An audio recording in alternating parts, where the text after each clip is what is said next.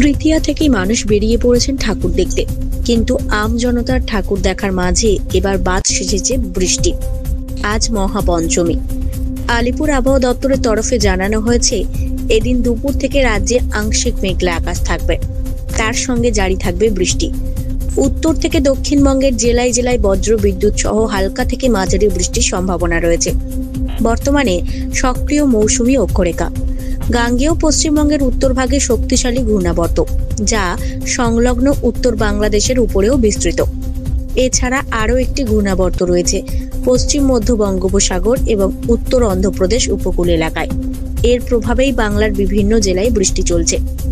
কলকাতা সহ দক্ষিণবঙ্গের সব জেলাতেই বজ্রবিদ্যুৎ সহ বৃষ্টির পূর্বাভাস। বাতাসে জলীয় বাষ্পের পরিমাণ বেশি থাকায় আর্দ্রতাজনিত অস্বস্তি বাড়বে। উত্তর ও দক্ষিণ 24 পরগনা, পূর্ব ও পশ্চিম মেদিনীপুরে অপেক্ষাকৃত বেশি বৃষ্টির সম্ভাবনা। চলতি সপ্তাহে কোনো জেলাতেই ভারী বৃষ্টিপাতের সম্ভাবনা নেই। ব্যুরো রিপোর্ট, জেলার বার্তা।